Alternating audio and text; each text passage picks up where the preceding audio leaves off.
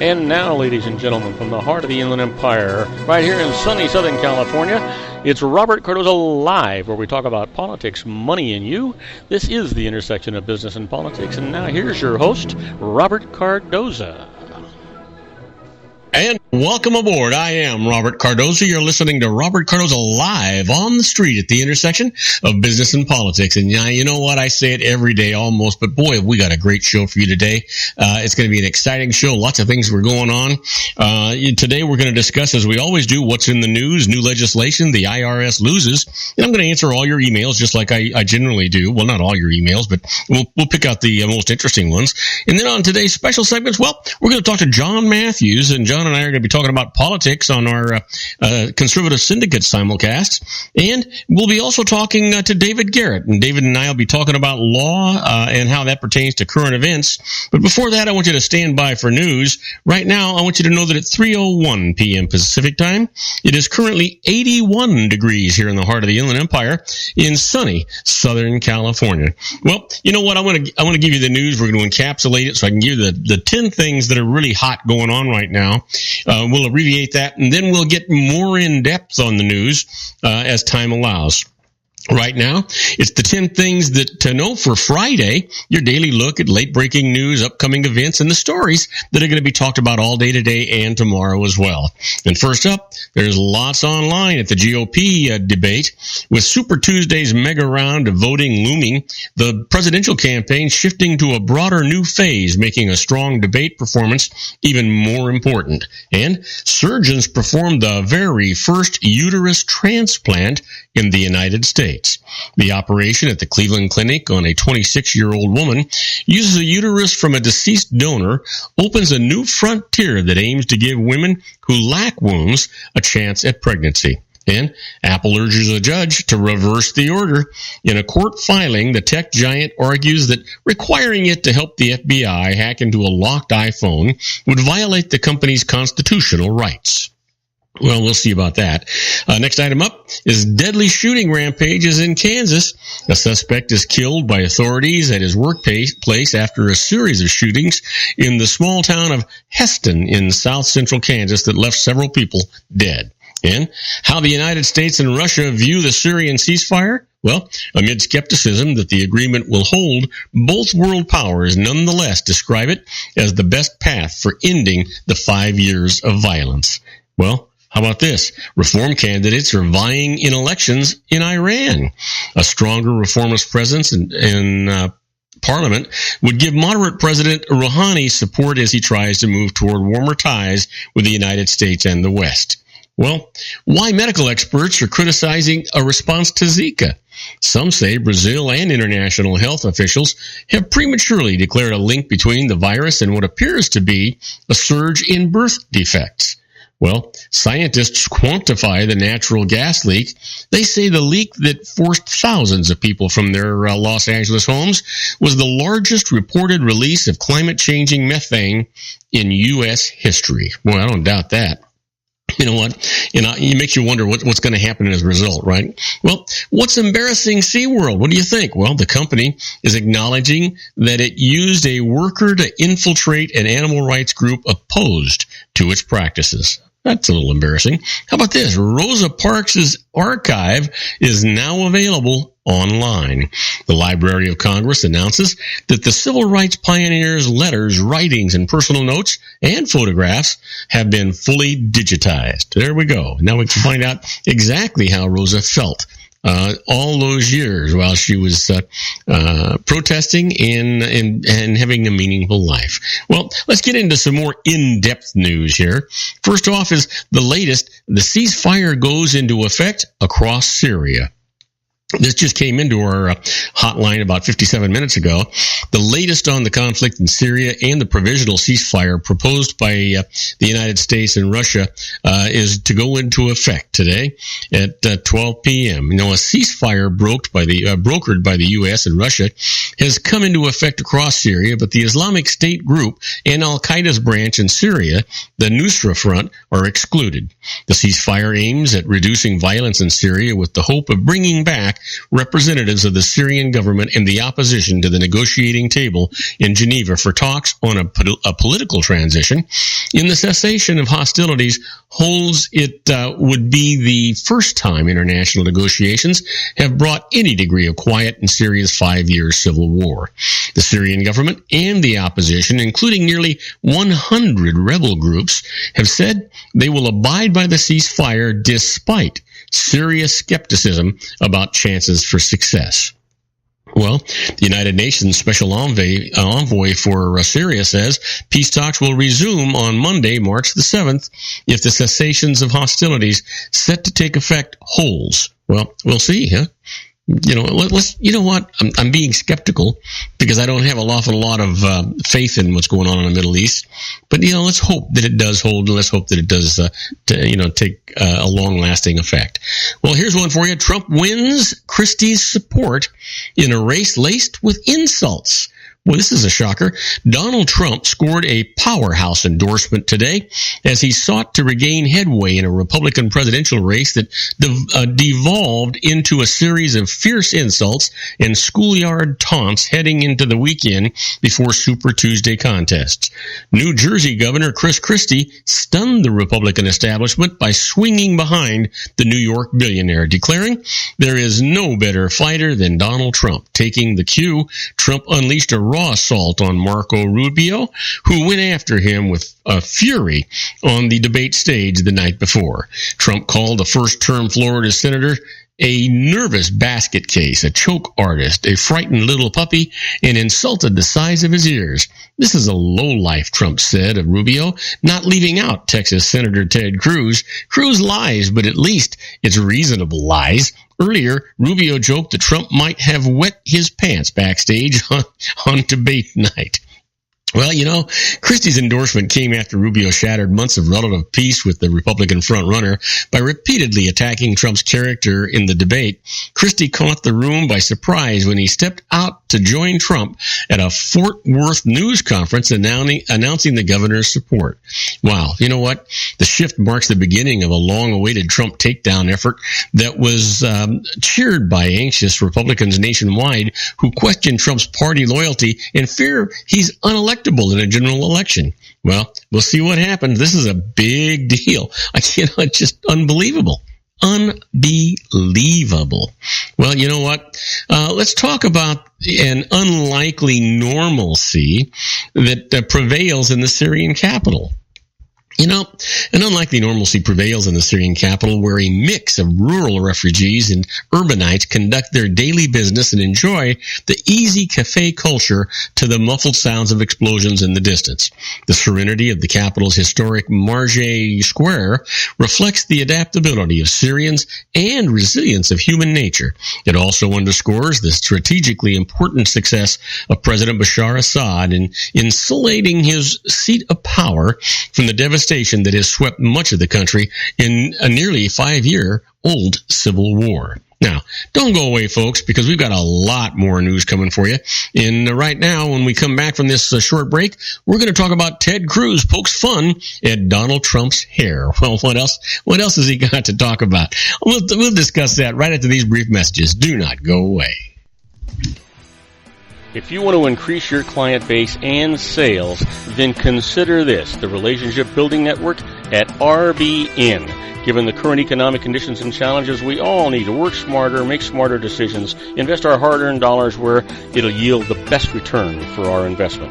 Many business professionals claim that the most effective networking group in Orange County is RBN. No other networking group or organization can offer what RBN offers. Make every year your best year. Join RBN and start reaping the benefits today. Nearly 3,000 businesses have joined RBN and experienced those benefits. Why join RBN? It's one group. It's one membership. It's no renewals. It's all through Orange County. RBN is a freestyle networking group. No mandatory attendance, no restrictions, no rules, and no penalties. Call them at 949-830-5776 or go to their website at rbninfo.com. That's 949-830-5776.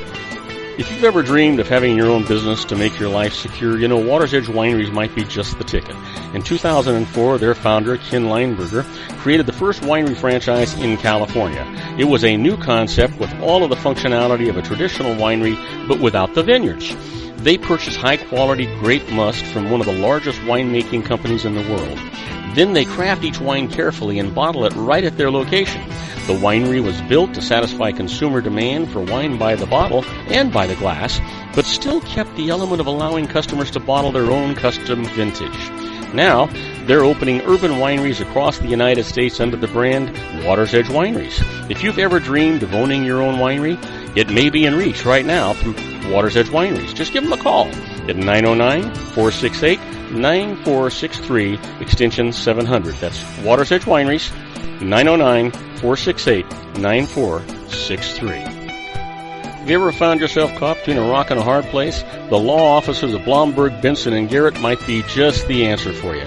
The attorneys of Blomberg, Benson & Garrett have been serving the Inland Empire since 1989. They're dedicated to the aggressive litigation of civil, criminal, and real estate matters. Over the years, they have recovered tens of millions of dollars for their clients. The firm's practice specializes in litigation of personal injury, accident, slip and fall, real estate, and criminal law cases. The firm provides clients with the care, accuracy, and dedication of experienced attorneys. Blomberg, Benson & Garrett is located at 10300 4th Street, Suite 150 in Rancho Cucamonga, California.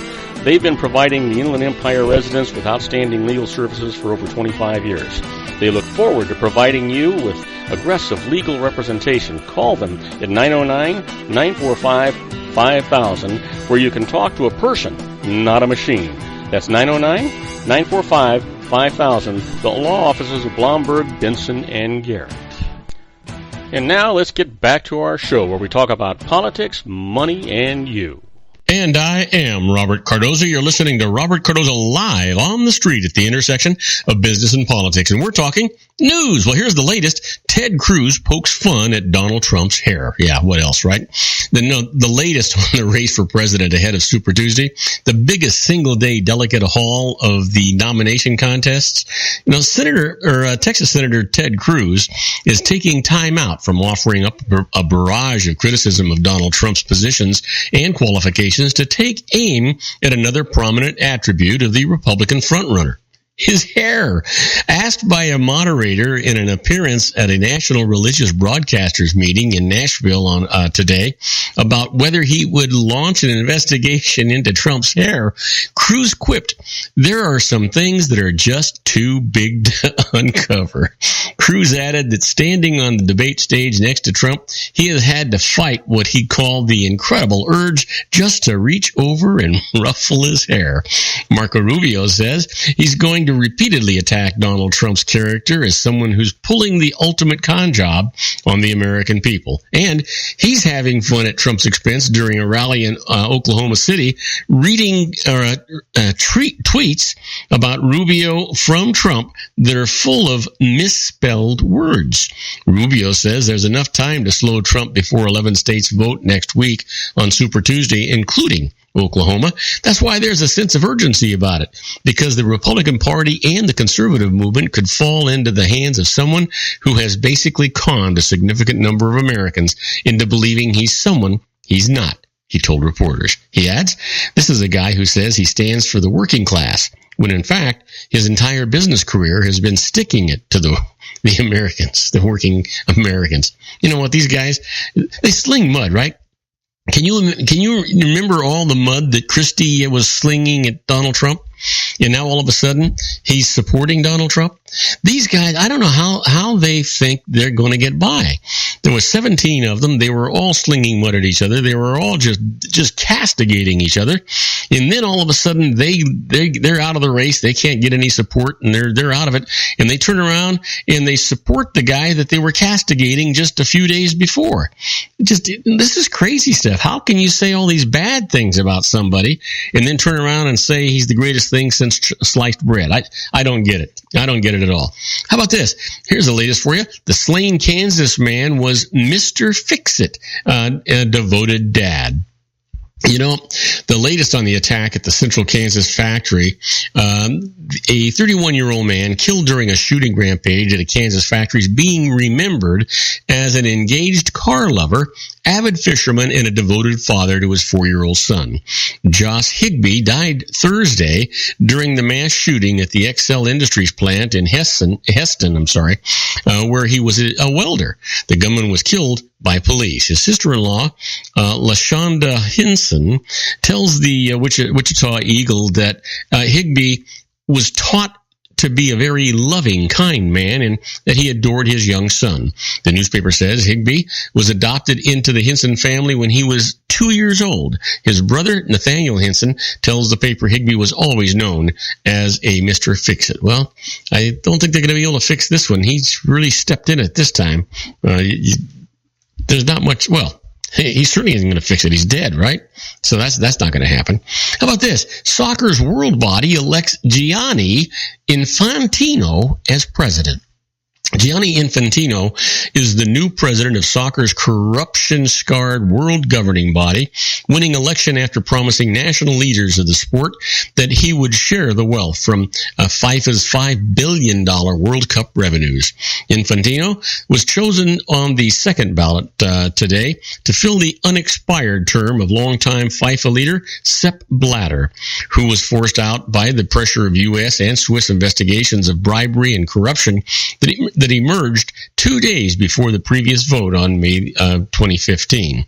The stunning outcome seemed to catch the 45-year-old Infantino off guard. He had to compose himself before starting his acceptance speech and saluted voters by patting his heart with his right hand. He says, "We will restore the image of FIFA and the respect of FIFA, and everyone in the world will applaud us," said Infantino, who only became a candidate when a case of financial wrongdoing removed his own boss, Michael Platini, at Europe's soccer body, UEFA. Not sure how they would pronounce that. Anyway, "I'm convinced a new era is starting," said the Swiss-born former lawyer. Blatter headed FIFA for more than 17 years. Well, we'll see what happens. Where it's so ridden with that kind of corruption, pretty hard to say that you're going to get rid of it. Just kind of tough, right? Well, Iran votes in the first election since a landmark nuclear deal. Iranians voted today in the country's first election since its landmark nuclear deal with world powers, deciding whether to further empower moderates backing President Hassan Rouhani or support hardliners' long suspicions of the West. The elections for Iran's parliament and a powerful clerical body known as the Assembly of Experts are tightly controlled by the establishment, headed by the supreme leader Ayatollah Ali Khamenei, which ultimately determines who can run. Yeah, nice elections, right? Somebody's telling you who can run and who's got to win. But within the range allowed by the Islamic Republic, the voting may provide a referendum on Rouhani's policies and his promises that the nuclear deal, the lifting of most international sanctions, and a greater degree of opening to the West can help boost a battered economy, a top concern for most voters. Now, do not go away, because when we come back from this commercial message, we're going to do the IRS loses. And the first case is a split decision. You don't see that very often. A husband is going to be responsible for the family business's taxes, but the wife's not. And I'll tell you all about that right after these brief messages. Do not go away. Isn't it time to shine the spotlight on your expertise? The Interview, starring you. Here's your chance to capture 5 minutes of fame with The Interview. This isn't just any interview. This is your opportunity to showcase your expertise and position yourself as a trusted expert in a one-on-one video interview hosted by Robert Cardoza, host of the nationally syndicated show Robert Cardoza Live and powered by AHA Studios. What is it? A professionally recorded video for your use. Robert Cardoza interviews you on the set where he records his show. Professional interview showcases your expertise and value, shot in a state-of-the-art studio. And what's in it for you? Gain credibility as an expert, earn the trust of your target market, educate in a way that intrigues your audience, gain a powerful marketing tool that offers dozens of uses, website, video sharing sites, social media, email, DVDs, direct mail, lobby video, resumes, profile building, all that kind of stuff. Association with the nationally syndicated celebrity. That's right. And let's talk about AHA Studios. AHA is a strategic marketing firm that leverages the powerful and visual persuasion to help your business create powerful messages that connect with your target market. AHA ventures way beyond strategy, delivering the marketing collateral you need to start driving a new business through your doors. AHA has a full-service, in-house, state-of-the-art production studio to bring your messages to life using video. Discover how to make the interview work for you. Call 949-831-2222. That's 949-831-2222. AHA Image Studios Incorporated. Dr. Stephen Tidwell, Gentle Family Dentistry in a caring, personalized environment. Here at Dr. Tidwell's office, we are dedicated to helping you keep your teeth healthy. We are a state-of-the-art dental practice that still believes in traditional values, such as excellent customer service and individual attention. We have a special welcoming offer for you for just $39, a complete exam, personal consultation, professional cleaning, and all necessary x-rays. That's a $266 value for $39. Dr. Tidwell has 2 convenient locations and experienced staff to provide you with professional care and personal attention that you deserve. Call today. Don't delay. A great smile another day. Call 909-944-7308. That's 909-944-7308 for Rancho Cucamonga or San Bernardino. Joel Saltzman is Dr. Wireless. He has turned his considerable expertise into consumer credit risk and wireless security into a highly specialized independent web-based consulting enterprise targeting consumer credit risk analysis and wireless transactional security and monitoring. He works as a wireless analyst, veteran independent agent, and consumer liaison for most wireless telecom carriers and equipment manufacturers. For more than 20 years, corporate and private clients and media audiences have counted on his unvarnished advice while weighing the technology, performance, and cost differences between Sprint, Nextel, AT&T, Verizon, and T-Mobile. Joel specializes in setting up mobile wireless hotspots to be used for disaster preparedness, business continuity, and mobile wireless merchant processing solutions. Call Dr. Wireless at 310-400-4900 or go to his webpage at drwireless.com. Again, call 310-400-4900 or his webpage at drwireless.com. You'll be glad you did. And now, back to our show.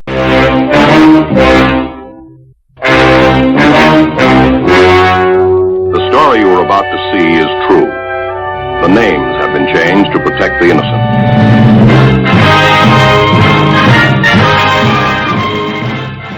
Oh, yeah, here we are. My favorite part of the show, the IRS loses. And, the first case here is a split decision. In this case, a husband is found responsible for the family business's taxes, but the wife isn't. Let me tell you about it. Jack Boyajian was owner and president of Far Hills Community Management Incorporated, a community associations management company, and his wife, Linda, was an employee.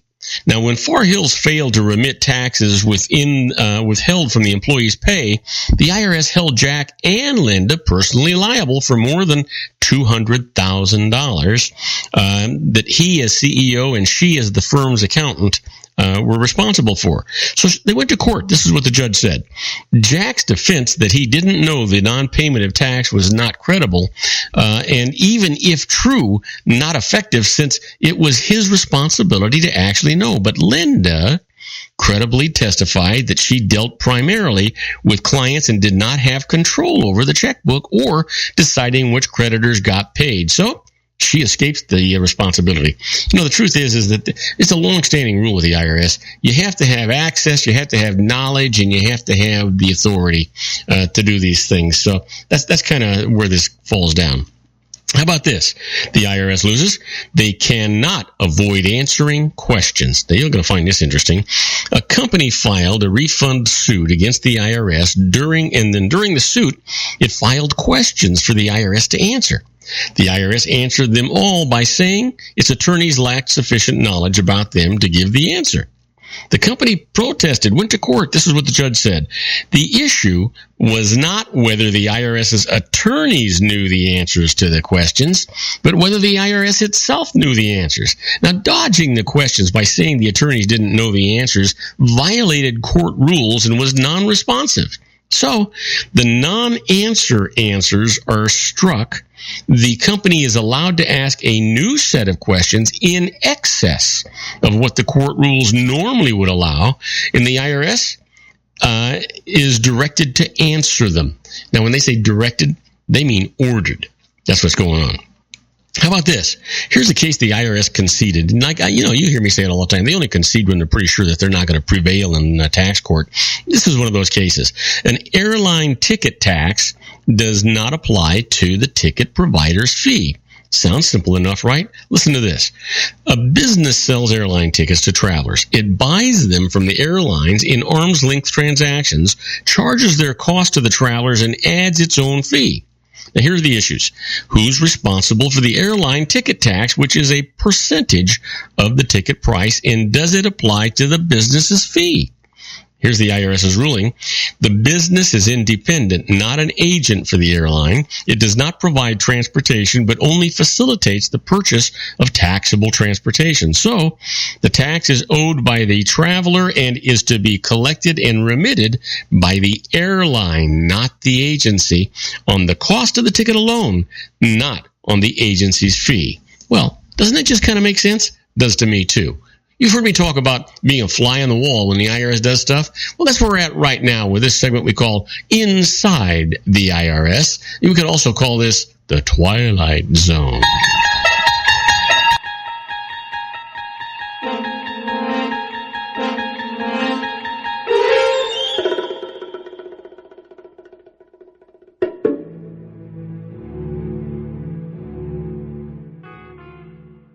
Okay, so these are not tax court cases, but this is information, this is things that the IRS is doing or has done that you can find valuable when you're trying to defend yourself with the IRS. But here's something for you. Winning the lottery and paying income tax. You ever think about that? Probably, probably think about winning, but you're probably not so sure you're going to, right? Well, in this case, it seems that any number of lucky individuals who've won millions of dollars in state-run lotteries acted recklessly when it came to paying tax on their winnings. Now, some lottery recipients have taken the tax position that they realized a tax-favored long-term capital gain when they sold their right to receive future annual installments in return for a discounted lump sum payment. Now, various courts have ruled against the lottery winners by adopting the substitute for ordinary income doctrine, which says that capital gains treatment is not available for what would otherwise be received at a future time as ordinary income. So keep that in mind when you're dealing with it. And you know what? If you do win the lottery, for Pete's sake, your first phone call needs to be to a good tax attorney so they can direct you here, even before you claim the lottery winnings, to make sure you're protected. There's a lot of scams going on. How about this? When you owe the IRS money and you've lost your job, well, the IRS does have the authority to place your tax debt in a currently non-collectible status. This essentially means that it'll not pursue any collection activity. A levy on your bank account, for instance, would be something they would do, because doing so would cause you to suffer financial hardship. For example, you would not be able to pay your rent. If the IRS collection person does not agree to halt collection efforts, then request a collection due process hearing. That's a CDP hearing. Now, you will then have the opportunity to deal with a settlement officer in the appeals division who will reconsider the facts. Now, while the CDP request is pending, the IRS will not take enforced collection action. And this is important. Make sure that you properly document your current financial position so that the settlement officer can justify a decision not to pursue the collection. You know what? You got to do your homework. You can't just assume that these guys are going to go in a direction that you want them to go into. It just doesn't work that way. And you got to use your common sense. In some of these areas of the IRS, they actually work to help you. They want to get this stuff off their desks too. And you know what? If it's impossible for them to collect anyway, they might as well look like good guys, right? Yeah. Well, do not go away, because waiting in the wings is our own John Matthews with the Conservative Syndicate simulcast. We'll be with John in about 5 minutes time, and then when we're with John, we got a lot to talk about. We've got the debate to talk about. We've got Chris Christie's new support of Donald Trump this talk. We got a lot of things to talk about. So don't go away. We'll be right back with John Matthews in the Conservative Syndicate Corner. If you want to increase your client base and sales, then consider this, the Relationship Building Network at RBN. Given the current economic conditions and challenges, we all need to work smarter, make smarter decisions, invest our hard-earned dollars where it'll yield the best return for our investment. Many business professionals claim that the most effective networking group in Orange County is RBN. No other networking group or organization can offer what RBN offers. Make every year your best year. Join RBN and start reaping the benefits today. You know, nearly 3,000 businesses have joined RBN and experienced those benefits. Why join RBN? It's one group. It's one membership. It's no renewals. It's all through Orange County. RBN is a freestyle networking group. No mandatory attendance, no restrictions, no rules, and no penalties. Call them at 949-830-5776 or go to their website at rbninfo.com. That's 949-830-5776. If you've ever dreamed of having your own business to make your life secure, you know Water's Edge Wineries might be just the ticket. In 2004, their founder, Ken Lineberger, created the first winery franchise in California. It was a new concept with all of the functionality of a traditional winery, but without the vineyards. They purchased high-quality grape must from one of the largest winemaking companies in the world. Then they craft each wine carefully and bottle it right at their location. The winery was built to satisfy consumer demand for wine by the bottle and by the glass, but still kept the element of allowing customers to bottle their own custom vintage. Now, they're opening urban wineries across the United States under the brand Water's Edge Wineries. If you've ever dreamed of owning your own winery, it may be in reach right now through Water's Edge Wineries. Just give them a call at 909-468-9463, extension 700. That's Water's Edge Wineries, 909-468-9463. Have you ever found yourself caught between a rock and a hard place? The law offices of Blomberg, Benson, and Garrett might be just the answer for you. The attorneys of Blomberg, Benson, and Garrett have been serving the Inland Empire since 1989. They're dedicated to the aggressive litigation of civil, criminal, and real estate matters. Over the years, they have recovered tens of millions of dollars for their clients. The firm's practice specializes in litigation of personal injury, accident, slip and fall, real estate, and criminal law cases. The firm provides clients with the care, accuracy, and dedication of experienced attorneys. Blomberg, Benson, and Garrett is located at 10300 4th Street, Suite 150 in Rancho Cucamonga, California. They've been providing the Inland Empire residents with outstanding legal services for over 25 years.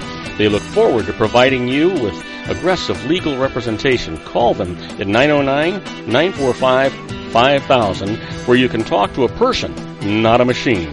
That's 909-945-5000, the law offices of Blomberg, Benson, and Garrett. And now let's get back to our show where we talk about politics, money, and you.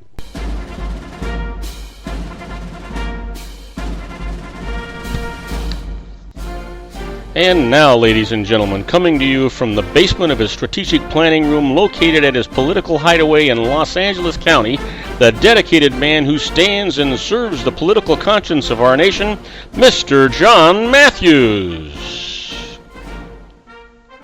And I am Robert Cardoza. You're listening to Robert Cardoza live on the street at the intersection of business and politics. We're at 3:34 p.m.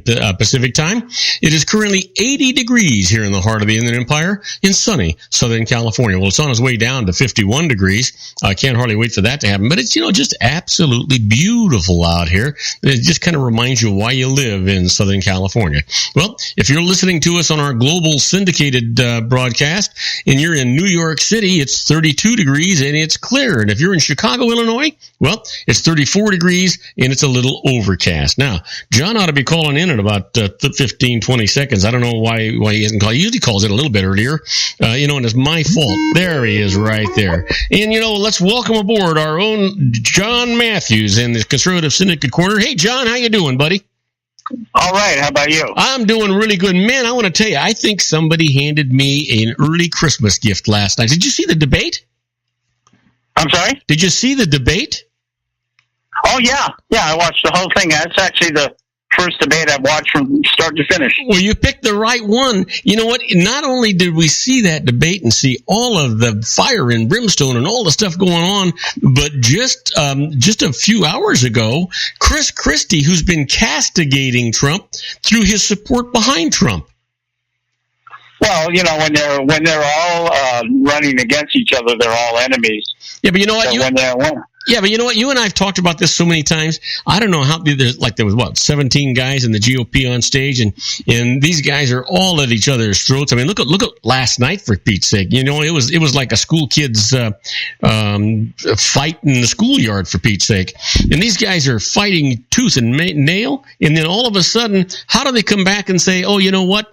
This is the right guy. This is the good guy. You got to support this guy." I don't understand how they think they can do that after they just absolutely castigate each other for 2 hours. Because they're politicians. Well, you know what? You know the old saying, right? You can always tell when a politician's lying; their lips move. Yeah. Well, I mean, look at what we got going on. We have Trump, who's been supporting the Democrat Party for the better part of 20 years. Now all of a sudden he's a conservative. Yeah. So, Man, well, you know what? But, John, it looks more and more like Trump is going to be the nominee. Even last night, you'd have thought that he would have crumbled under that pressure from both sides of him, and he really didn't do it. And it looks to me like what's happening is that Marco Rubio is trying to position himself not for a run this year, because I don't think he's got a shot at it, but for a run maybe 4 years from now or beyond that, depending on who wins the White House. In Ted Cruz, I think he kind of went silent a little bit last night, in the middle of this whole thing, and I'm wondering if he's not positioning himself to be a running mate with Donald Trump. I still think it's way too early to make any determination what's going to happen here, because nobody out of any of the races so far has even come close to taking 50% of the delegates. Yeah. And until I start seeing who's doing it, until I start seeing somebody do that, this thing is still wide open. This thing is still, in my opinion, still heading for a brokered convention. Well, you know what? But Tuesday could end all of that. Tuesday, somebody actually could be halfway there. Well, yeah, but you've got to win. He's got to win 50% in 8 states or more to be able to claim any of the delegates that he's won so far. And see, that's the stipulation in the rule that nobody wants to talk about. He can win 40%, 45%, he can win 49% in every single state. And if he doesn't win at least 50% in 8 of the states, none of the delegates go to anybody. So it comes down to a brokered convention, and all those delegates get thrown into one room, and they decide who's going to be the guy. Well, I thought that when you won your delegates, they were yours for one vote, and then after that, the delegates were free to move on any way they wanted to go. Not the way that the rules are set up now. They changed the rules back when Mitt Romney was running because they knew they were going to have a problem with getting him the nomination. And now, once Romney still lost, so they changed the rules even more starting in 2014 because they knew Jeb Bush was the guy they wanted, and Jeb Bush was less popular than Mitt Romney. So they said, well, we got to skew the rules. And so that's what they've been doing since 2014. So now what they did last year, they changed the rules and said it used to be you had to win 50% in 5 states or more to be able to claim all the delegates. They raised that to 8 to try to compensate for Bush's unpopularity. And the plan was during all these primaries and caucuses right now that are partial, proportional, you win a certain proportion of the vote, you get a certain proportion of the delegates. The idea was Bush would get a few of them, and then when Super Tuesday hit, and in March 15th, 2 weeks later, when they start going into the states where winner takes all, they thought the money would be in Bush's war chest. Everybody else would be out of money. Bush would have the money left. He would be able to garner and get the bigger hunk of delegates, and that would be the end of the program. It didn't work that way because Trump came in and threw a wrench in the works. So now what we have here is we have somebody who nobody ever planned on coming into the race, much less winning it. And so now they're I'm hearing it more and more across mainstream media. They did a half-hour segment on Megyn Kelly the other night. They talked about it on Bill Riley the other night. Gee, it's just going towards a broker intervention. And we've been talking about this for 6 months. This is the way it's going to go because the establishment set this thing up so that they cannot lose. And it doesn't matter if Trump did. The only thing, and so here's the other argument. Well, if Trump gets all the delegates that he needs, and the establishment goes ahead and upsets it and says, no, we don't want Trump, and he picks somebody else, we're going to have this major revolt in the Republican Party, and nobody's going to show up to vote. That works to their advantage, too. And people are under the presumption that the Republican Party, the leadership of the Republican Party, cares about what we think. You can look at, they don't care what we think. They haven't cared what we think for 10 years at least, if not longer. We can tell we've given them the majority in the House, we've given them the majority in the Senate. They don't. John, are you on a speakerphone? You sound a little hollow and removed here.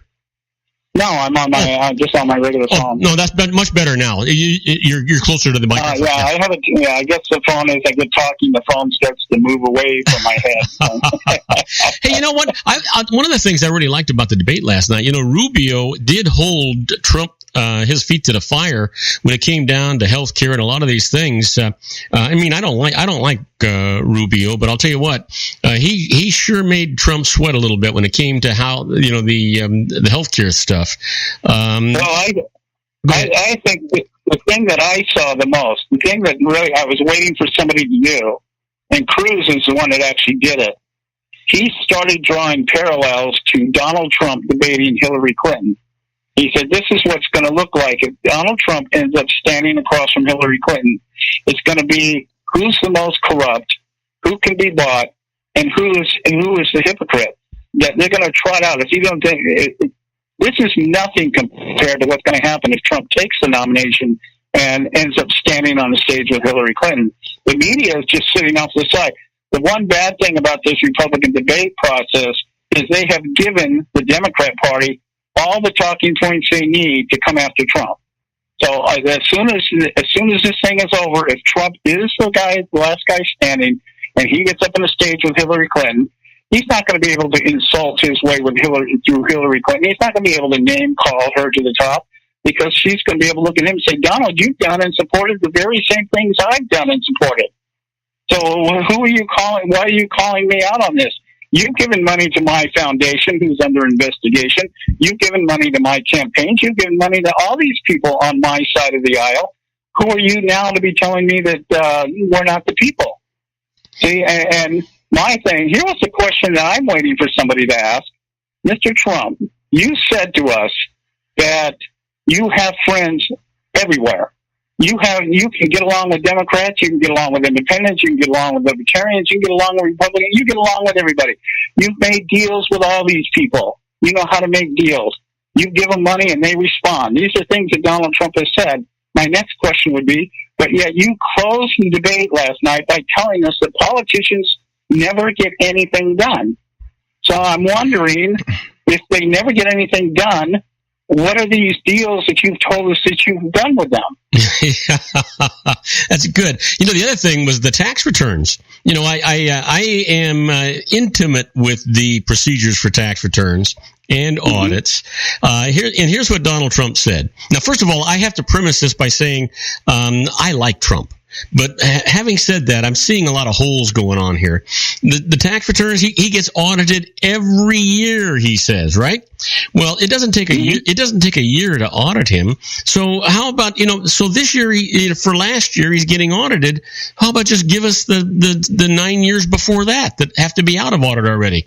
And there is something that smells there. The only reason he doesn't want to give up his tax returns is that maybe he, as usual, is embellishing something that is not there.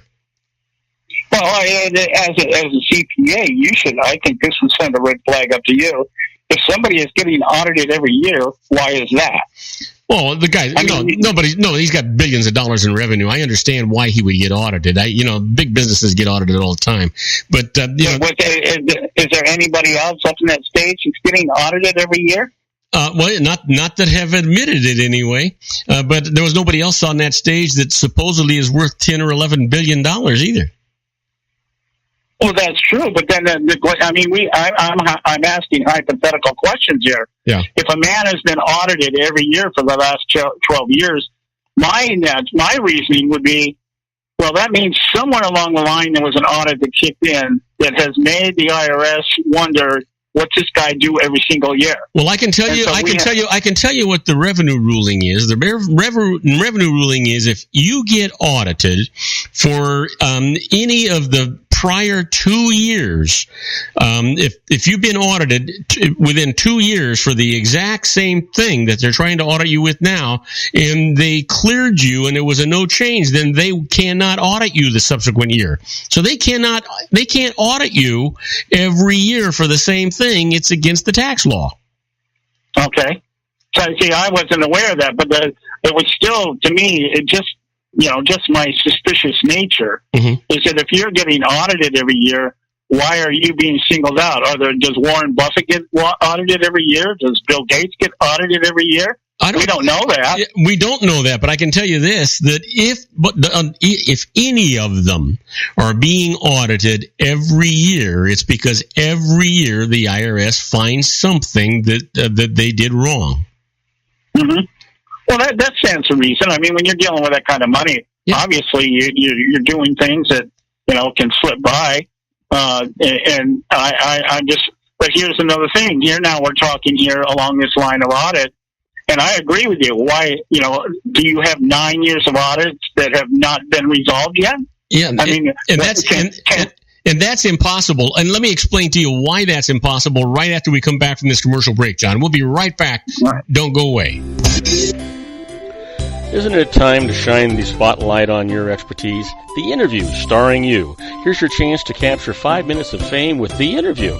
This isn't just any interview. This is your opportunity to showcase your expertise and position yourself as a trusted expert in a one-on-one video interview hosted by Robert Cardoza, host of the nationally syndicated show Robert Cardoza Live and powered by AHA Studios. What is it? A professionally recorded video for your use. Robert Cardoza interviews you on the set where he records his show. Professional interview showcases your expertise and value, shot in a state-of-the-art studio. And what's in it for you? Gain credibility as an expert, earn the trust of your target market, educate in a way that intrigues your audience, gain a powerful marketing tool that offers dozens of uses, website, video sharing sites, social media, email, DVDs, direct mail, lobby video, resumes, profile building, all that kind of stuff. Association with the nationally syndicated celebrity. That's right. And let's talk about AHA Studios. AHA is a strategic marketing firm that leverages the powerful and visual persuasion to help your business create powerful messages that connect with your target market. AHA ventures way beyond strategy, delivering the marketing collateral you need to start driving a new business through your doors. AHA has a full-service, in-house, state-of-the-art production studio to bring your messages to life using video. Discover how to make The Interview work for you. Call 949-831-2222. That's 949-831-2222. AHA Image Studios, Incorporated. Dr. Stephen Tidwell, Gentle Family Dentistry in a caring, personalized environment. Here at Dr. Tidwell's office, we are dedicated to helping you keep your teeth healthy. We are a state-of-the-art dental practice that still believes in traditional values, such as excellent customer service and individual attention. We have a special welcoming offer for you for just $39, a complete exam, personal consultation, professional cleaning, and all necessary x-rays. That's a $266 value for $39. Dr. Tidwell has 2 convenient locations and experienced staff to provide you with professional care and personal attention that you deserve. Call today. Don't delay. A great smile another day. Call 909-944-7308. That's 909-944-7308 for Rancho Cucamonga or San Bernardino. Joel Saltzman is Dr. Wireless. He has turned his considerable expertise into consumer credit risk and wireless security into a highly specialized independent web-based consulting enterprise targeting consumer credit risk analysis and wireless transactional security and monitoring. He works as a wireless analyst, veteran independent agent, and consumer liaison for most wireless telecom carriers and equipment manufacturers. For more than 20 years, corporate and private clients and media audiences have counted on his unvarnished advice while weighing the technology, performance, and cost differences between Sprint, Nextel, AT&T, Verizon, and T-Mobile. Joel specializes in setting up mobile wireless hotspots to be used for disaster preparedness, business continuity, and mobile wireless merchant processing solutions. Call Dr. Wireless at 310-400-4900 or go to his webpage at drwireless.com. Again, call 310-400-4900 or his webpage at drwireless.com. You'll be glad you did. And now, back to our show. I am Robert Cardoza. You're listening to Robert Cardoza live on the street at the intersection of business and politics. We're at 3:50 p.m. Pacific time, currently 80 degrees here in the heart of the Inland Empire in sunny Southern California. And if you're listening to us on our global syndicated network and you're in Paris, France, well, it's 36 degrees and clear. And if you're in Rome, Italy, it's 52 degrees and partly cloudy. And we want you to tell all your friends about our show. And, you know, we're talking to my good buddy John Matthews. When we left, we were talking about Trump and his audits. And John, here's something for you to know. Generally, when the IRS audits you, they open up 2 or 3 years, not just one. And the other thing is they can go back more than 3 years only in a certain circumstances. And one is if you have misstated your income and or your deductions by more than 25%, they can go to 6 years. And if you have been caught in fraud or haven't filed, they can go back forever. So it seems to me that there's some difficulty here. Well, I don't put anything past anybody that has worth that, according to Trump, I think he says he's worth $10 billion or something like that. When you get up into that kind of price range, you can't tell me that everything you're doing is on the up and up. Oh no! And I'm not saying that it's intentional. Just the size of the wallet would determine, somewhere somebody's, he's got to have more than one bookkeeper for crying out loud. Oh, you're kidding. He's got CPAs. He's got a whole bank of CPAs. Yeah. Their job is to make sure that he pays the least amount of taxes legally that he can. Right. And sometimes what they do is they stretch it a little bit. They do something that's improper. But the responsibility for it's the guy who signs the return, and that's Donald Trump. Right. Yeah. And that's what it really comes down to in the end. The issue about the tax returns, to me, is not an issue. It wasn't an issue when Mitt Romney was hit by Harry Reid, and it's funny. I think more than ironic, but very telling that Mitt Romney is the one that started this whole audit thing with So that's the establishment trying to do something to throw a curve at Donald Trump. But absolutely, they want to find him dirty somewhere. They're trying anything they can, right? And you and I both understand that. So but here's the thing. We've got probably 3 guys that are really well. You know what? Kasich actually is starting to jump up in the polls a little bit, and if he can hold out through the Midwest, he might do better. But I don't think he's got a chance of winning the nomination. No. Kasich is not going anywhere. He, as I said before, and again, this is one of these things that the mainstream media is catching up with us at the conservatives. So we've been talking about this stuff for months. Yeah. Kasich is running for vice president. That's what he's looking for. And sure enough, who was it the other night I was watching? Oh, Rush Limbaugh, 2 days ago. Yeah, Kasich's running for VP. He's not running for president. The guy standing in front of the American public saying, well, I don't know if it's my purpose to be running for president, but I'm doing what I think I'm supposed to do. Oh, okay. That's telling. He didn't go into this thing thinking he was going to be president. He came in thinking that he was going to up his own position somewhere along the line. And that's okay. I mean, that's politics. Sometimes, John, that's just maneuvering, knowing you can't win the presidency without getting that exposure. And so if you can become the vice president, it really ups your chances of being the president the next time around. Yeah, and Kasich is qualified for vice president because what's the job of vice president? Make sure and check on the health of the president every day. Yeah. But in terms of Kasich, there's 3 people in this race that I just absolutely I can't use any other word, but abhor. Mm-hmm. I abhor Jeb Bush. I abhor Lindsey Graham, and I abhor John Kasich. These people are the epitome of what the establishment is and how it functions. Well, you know what, John? Since you brought that up, I've got to ask you a question, and we've only got about 3 minutes left. So, I don't understand why George Bush Sr. and Barbara Bush were at that debate last night. Their son wasn't. Oh, because they were there for Rubio. Really?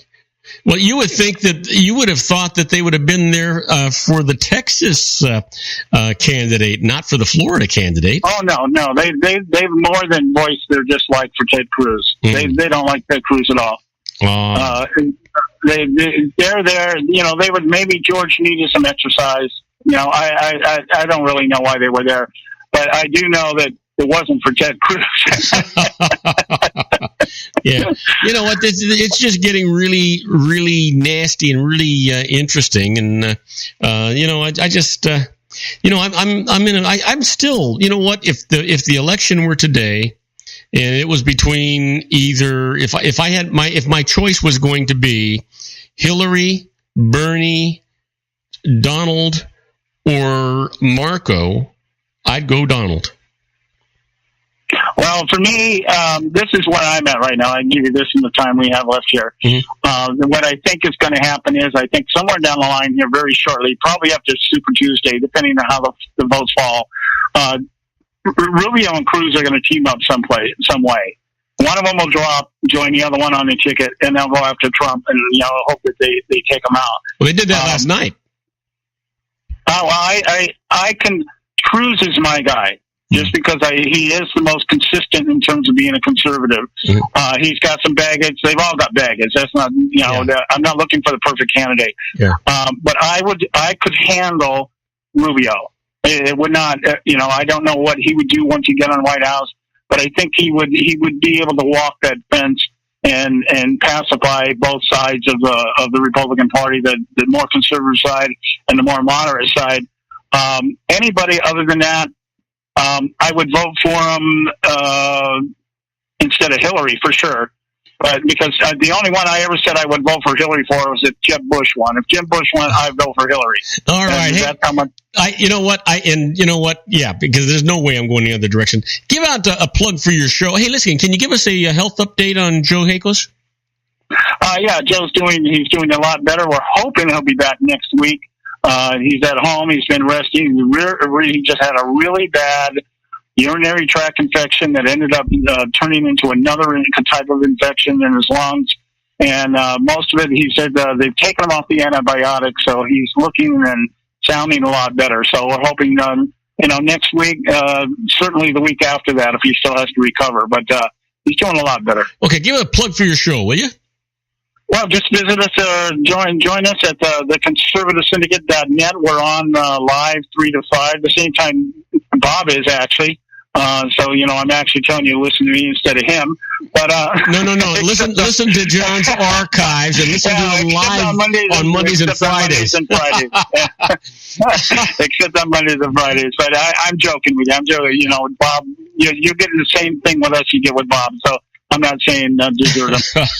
All right. Hey, buddy, have a great weekend. Stay safe, stay healthy, and stay safe. And we'll talk to you on Monday. All right. Take care. Have a good weekend. All right. Take care. Now, don't go away. When we come back, we're going to be with David Garrett in the law. Don't go away, folks. If you want to increase your client base and sales, then consider this, the Relationship Building Network at RBN. Given the current economic conditions and challenges, we all need to work smarter, make smarter decisions, invest our hard-earned dollars where it'll yield the best return for our investment. Many business professionals claim that the most effective networking group in Orange County is RBN. No other networking group or organization can offer what RBN offers. Make every year your best year. Join RBN and start reaping the benefits today. Nearly 3,000 businesses have joined RBN and experienced those benefits. Why join RBN? It's one group. It's one membership. It's no renewals. It's all through Orange County. RBN is a freestyle networking group. No mandatory attendance, no restrictions, no rules, and no penalties. Call them at 949-830-5776 or go to their website at rbninfo.com. That's 949-830-5776. If you've ever dreamed of having your own business to make your life secure, you know Water's Edge Wineries might be just the ticket. In 2004, their founder, Ken Lineberger, created the first winery franchise in California. It was a new concept with all of the functionality of a traditional winery, but without the vineyards. They purchased high-quality grape must from one of the largest winemaking companies in the world. Then they craft each wine carefully and bottle it right at their location. The winery was built to satisfy consumer demand for wine by the bottle and by the glass, but still kept the element of allowing customers to bottle their own custom vintage. Now, they're opening urban wineries across the United States under the brand Water's Edge Wineries. If you've ever dreamed of owning your own winery, it may be in reach right now through Water's Edge Wineries. Just give them a call at 909-468-9463, extension 700. That's Water's Edge Wineries, 909-468-9463. Have you ever found yourself caught between a rock and a hard place? The law offices of Blomberg, Benson, and Garrett might be just the answer for you. The attorneys of Blomberg, Benson, and Garrett have been serving the Inland Empire since 1989. They're dedicated to the aggressive litigation of civil, criminal, and real estate matters.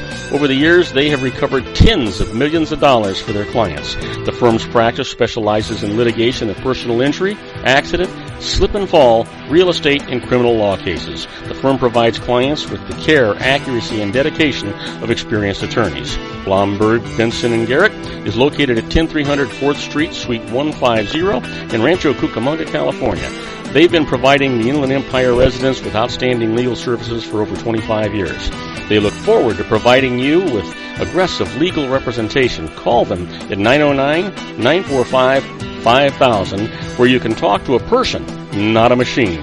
That's 909-945-5000, the law offices of Blomberg, Benson, and Garrett. And now let's get back to our show where we talk about politics, money, and you. The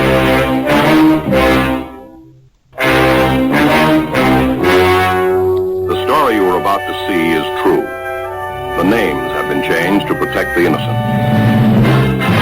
And now, ladies and gentlemen, coming to you from the bowels of the Hall of Justice, our own legal guru, David Garrett, attorney at law. And I am Robert Cardoza. You're listening to Robert Cardoza live on the street at the intersection of business and politics. We're at 4:02 p.m. Pacific time, currently 80 degrees here in the heart of the Inland Empire in sunny Southern California. It's on its way down to 53 degrees, but if you're listening to us on our global syndicate network and you're in London, England, well, I'll tell you what, it's 41 degrees and clear. And if you're in Vienna, Austria, it's 34 degrees and clear. But, 34 degrees, that's getting kind of cold. But you know what? I'll tell you who's not cold. The guy waiting in the wings, our own David Garrett on the law. Hey, David, how you doing, buddy? I'm doing good. How you doing? I'm doing really well. I just, for some reason, I feel like I haven't talked to you forever. Yeah. Well, I was thinking about you when I was up there snowmobiling. How's that? Well, did you get hurt? I kind of tweaked my leg a little bit. Okay. So I'll tell you what I learned. When you're going uphill and the snowmobile starts to tip just a little bit, get the hell off. Yeah. Don't put your leg out and try and push it back up. Well, I'll tell you I'll tell you what I've learned, David. When you're 70 years old, don't even get on that damn snowmobile. No, I'll tell you. So it sounds like you had a great time, though. Oh, I did, yeah. Yeah, other than that, it happened partway through riding Sunday, and we finished that, and then I got home and talked to myself about being an idiot all night long. Well, Corey and I had a great session going on. He's an interesting guy. I blindsided him and told him I really wanted to talk about Antonin Scalia, and I also wanted to talk to him about the presidential authorities and stuff. Boy, he just went right with the flow. He was really good. Oh, good. Oh, very good. He told me he really enjoyed it, so that's very good. Yeah. So you know what? So it's so seldom that you tell me you went skiing or those kinds of things, as opposed to fishing. I'm guessing you didn't do any ice fishing while you're out there. I didn't. And it's turning spring out there, and I don't think I'd get anywhere near the ice right now. Yeah, you wouldn't want to be the one guy that fell through, right? Yeah, exactly. I was watching the news the other night, and there was some guy trying to ride an ATV across the ice, and gets part way out there, and boom, just went through, and it killed the poor guy. Well, you know what? I was going to say something that I don't want to say, but you would think that they would have been more careful than that, it just doesn't make. Hey, listen, I saw something in the news today that kind of surprised me. I kind of wanted to get your take on it. It's not a legal issue. There is a referendum here in the state of California to do away with daylight savings time. What are your feelings on that? Oh, I don't think I'd like that. I don't think so either. I like having the extra the extra daylight. Yeah. I mean, I've done cases where I go back and forth between here and Arizona. Yeah. Arizona, I think, doesn't recognize daylight savings time. And no, they don't. Yeah, I really just don't like that. Yeah. I mean, I like that extra time in the evening. So. Well, yeah, you know what? Here's the thing. If you don't have it, at 4:30, 5 o'clock, it's dark outside, right? When you get home, what the heck are you going to do? But if it doesn't get dark until 8 or 8:30 at night, there's any number of things you can do. Yeah. Oh, yeah. Why do they want to do that? Why do they want to get rid of it? Well, they're saying that originally that was done because to save energy and also the blackout stuff that was going on, during the war when this was all brought about. And they're saying there's not a necessity for it anyway, and anymore, and the energy costs don't need to be preserved anymore, which I kind of doubt that. But you know what? I wouldn't mind forgetting about standard time and being on daylight savings time year round. Yeah, I would be in favor of that. Yeah. I don't know. I just don't like this getting dark at 4:30 or 5 in the afternoon. That doesn't work well for me. Yeah, I don't like it either. It was just a personal thing. I was just wondering what your thoughts were on it. Listen, you got any thoughts on what's going on with Tim Cook and Apple and the FBI? And do you think Tim Cook is right, or do you think he's being unreasonable? Do you think the FBI is being honest and that they're probably going to overreach with what the authority they're trying to get? What are your thoughts on this thing, or do you even know what I'm talking about? Oh, yeah, I got that down. In fact, that's kind of what I was preparing to talk about today. So. Oh, good. But, and interesting enough, I had a conversation with an FBI agent about this. And I think, again, this is a little bit of a case of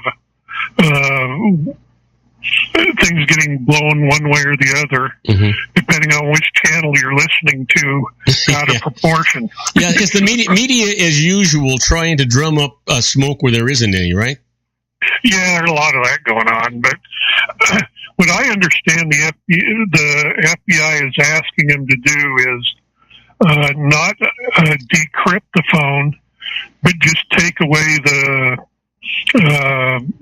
10 times and it erases. Yeah, the self-destruct thing. Here's the thing. There's a part of me that is really ticked off at the county of San Bernardino or any other major company, because that phone didn't even belong to the terrorist Farouk. It actually belonged to the county of San Bernardino for whom he worked, right? And the county of San Bernardino, when they bought all these iPhones, actually bought software that they from Apple that would have allowed them to bypass the codes and get into their own phones. Nobody else's but their own phones. And not Apple, but this county of San Bernardino elected not to do it because of the labor involved to install the software and the fact that it was going to cost them $4 per phone to put to put that in there. Now, it just seems to me, you know what? How stupid is that? $4? I'm sure they got thousands of these phones or whatever it is, but you know what? They could have got at it. The other issue is, you're absolutely right. All the FBI wants is for this thing not to self-destruct. They'll continue to try and break into it, and they'll eventually be able to. They just don't want it to self-destruct. I don't have a problem. I don't have a problem with that.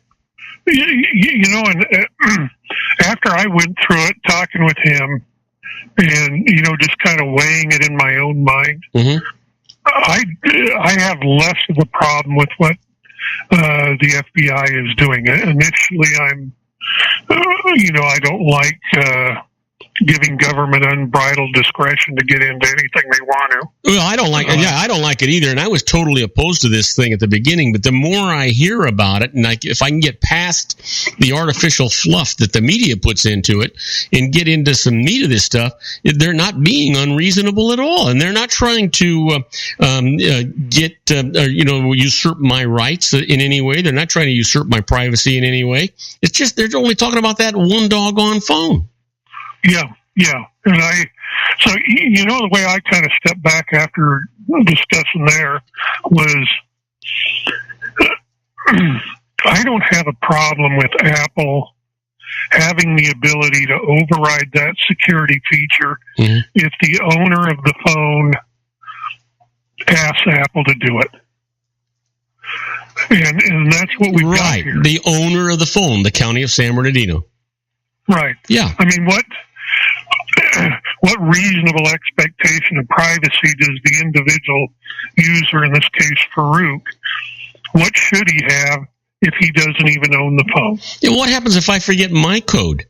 You know what? Yeah. I mean, how am I going to get in my phone if I forget my code? Yeah. The way it's set up now, you'd be out of luck. But yeah, well, you know, because mine, I mean, it reads my thumbprint, but every morning when I turn my phone on, I've got to manually put my code in, and then my thumbprint will work it from then on out. But you know what? If I forget it, you're right. I'm out of luck. That doesn't make any sense. You know, you pay $600 for one of these doggone phones, and then all of a sudden everything goes to hell in a handbasket. Yeah, that's what I was thinking, you know, and then I started thinking about other stuff, you know, in the workplace environment. Well, let's take email of most, you know, fairly good sized institutions. I mean, they tell you right up front, come in here, this is work email. Yeah. You don't have any, we're providing it to you, and you better not screw around with it and reread everything anyway. Yeah, and this is ours.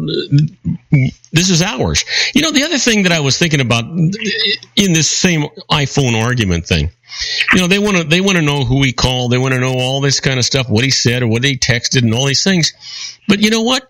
They're going after Apple to unlock the phone. Why aren't they just going to Verizon or AT&T or T-Mobile?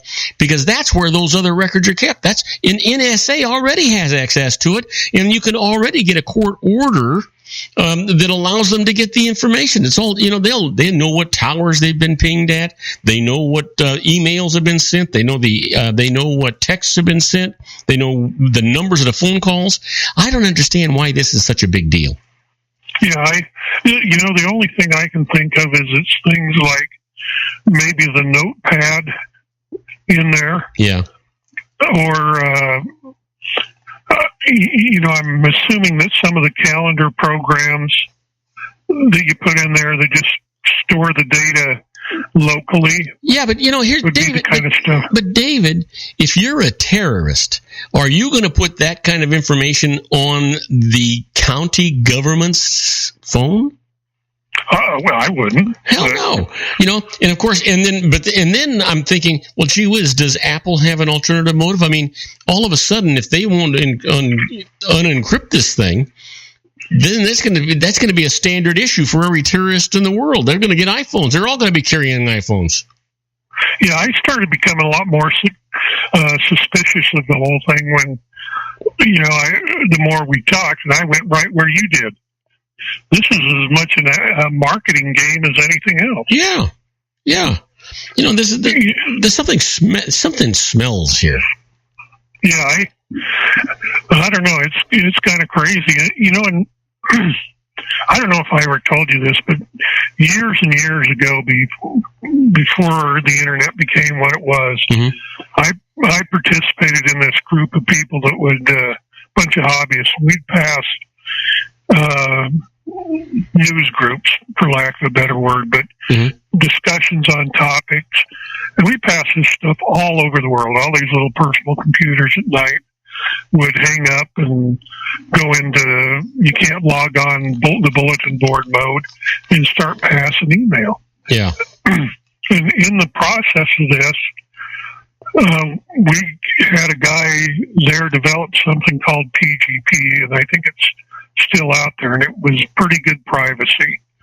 And it came in, and then followed right behind it was legislation that says it's a violation of the law to allow this stuff to go overseas. Under some sort of we can't share technical secrets idea. Yeah. That's how long ago this has been. But the encryption on that was, it'd take you forever to break this stuff. Yeah. And what I'm concerned about here with this Apple thing is, I suspect that before too long, we're going to see applications that'll encrypt that even Apple and the FBI won't be able to decrypt. Yeah. Or at least not within any sort of reasonable period of time. Well, then you know what? If you can do that yourself, if you're a programmer and you can program something like that yourself, that makes a lot of sense. But you know what? If you're a third-party programmer and you develop some app that allows you to encrypt your phone, there's a part of me that says that company is going to keep a back door open somewhere, and so it's never really going to be totally safe. Yeah. That or that, you get other programs that go in and remove the back door. Yeah. I mean, but it's, I enjoyed reading the legal arguments on both sides of this. I'm kind of under the impression that a little bit of this is the FBI trying to put a square peg in a round hole with their legal arguments. And on the flip side, Apple does have a point that there isn't laws on the book that properly address this issue. The sad part of all that is it sends it all back to our non-functional Congress to do something about this. Yeah, fat chance, right? Yeah. It's just, oh, man. Hey, listen, did you didn't accidentally watch the debate last night, did you? No. I got to tell you, you talk about a circus show. There was Rubio on one side, there was Cruz on the other side, and Trump in the middle. And the two of those guys were tag teaming Trump, just trying to beat him up, and Trump was holding his own really well. But that was the most vicious I have seen any debate yet. And then here's the thing. Do you remember, you may not have seen it, but you may have heard about how Chris Christie was castigating Trump and doing all these things, and he was after Rubio, and he was after Cruz, and after everybody, right? Today, Chris Christie throws his support behind Trump. How do these guys castigate each other? I mean, to the bone, and then they turn around and say, this guy's greater than sliced bread. I can't begin to figure that out. You know what? John Matthews told me it's because they're politicians. And I said, well, yeah, you know the definition of a politician, right? A politician is a person that can tell you to go to hell in such a way that you look forward to the trip. Yeah, I like that. I do like that. Hey, listen, hold that thought. We've got to take a short commercial break. We'll be right back with David Garrett on the law right after these brief messages. Do not go away. Oh, wait a minute. I don't even know where I'm at here. You know what? Keep talking for a minute. I got to find out which one of these things. Oh, there we go. That's number 2. I got to get. There we go. Isn't it time to shine the spotlight on your expertise? The Interview, starring you. Here's your chance to capture 5 minutes of fame with The Interview. This isn't just any interview. This is your opportunity to showcase your expertise and position yourself as a trusted expert in a one-on-one video interview hosted by Robert Cardoza, host of the nationally syndicated show Robert Cardoza Live and powered by AHA Studios. What is it? A professionally recorded video for your use. Robert Cardoza interviews you on the set where he records his show. Professional interview showcases your expertise and value, shot in a state-of-the-art studio. And what's in it for you? Gain credibility as an expert, earn the trust of your target market, educate in a way that intrigues your audience, gain a powerful marketing tool that offers dozens of uses, website, video sharing sites, social media, email, DVDs, direct mail, lobby video, resumes, profile building, all that kind of stuff. Association with the nationally syndicated celebrity. That's right. And let's talk about AHA Studios. AHA is a strategic marketing firm that leverages the powerful and visual persuasion to help your business create powerful messages that connect with your target market. AHA ventures way beyond strategy, delivering the marketing collateral you need to start driving a new business through your doors. AHA has a full-service, in-house, state-of-the-art production studio to bring your messages to life using video. Discover how to make The Interview work for you. Call 949-831-2222. That's 949-831-2222. AHA Image Studios, Incorporated. Dr. Stephen Tidwell, Gentle Family Dentistry in a caring, personalized environment. Here at Dr. Tidwell's office, we are dedicated to helping you keep your teeth healthy. We are a state-of-the-art dental practice that still believes in traditional values, such as excellent customer service and individual attention. We have a special welcoming offer for you for just $39, a complete exam, personal consultation, professional cleaning, and all necessary x-rays. That's a $266 value for $39. Dr. Tidwell has 2 convenient locations and experienced staff to provide you with professional care and personal attention that you deserve. Call today. Don't delay. A great smile another day. Call 909-944-7308. That's 909-944-7308 for Rancho Cucamonga or San Bernardino. Joel Saltzman is Dr. Wireless. He has turned his considerable expertise into consumer credit risk and wireless security into a highly specialized independent web-based consulting enterprise targeting consumer credit risk analysis and wireless transactional security and monitoring. He works as a wireless analyst, veteran independent agent, and consumer liaison for most wireless telecom carriers and equipment manufacturers. For more than 20 years, corporate and private clients and media audiences have counted on his unvarnished advice while weighing the technology, performance, and cost differences between Sprint, Nextel, AT&T, Verizon, and T-Mobile. Joel specializes in setting up mobile wireless hotspots to be used for disaster preparedness, business continuity, and mobile wireless merchant processing solutions. Call Dr. Wireless at 310-400-4900 or go to his webpage at drwireless.com. Again, call 310-400-4900 or his webpage at drwireless.com. You'll be glad you did. And now, back to our show. And I am Robert Cardoza. You're listening to Robert Cardoza Live on the street at the intersection of business and politics. We're at 4:22 p.m. Pacific time. It's still 80 degrees here in the heart of the Inland Empire in sunny Southern California. And if you're listening to us on our global network, I want you to know that in Madrid, Spain, it's 39 degrees and scattered clouds. And in Tokyo, Japan, 45 degrees and partly cloudy. But I'll tell you where it's sunny, it's clear, and there's nothing to obstruct your thoughts or your review. It's right here on Robert Goes Alive with David Garrett on the law. Hey, David, you're back on the air, buddy. Yeah. Well, to follow up on your comment about the debate. Yeah. You know what I kind of think we're seeing here? And it's kind of sickening, to be honest with you.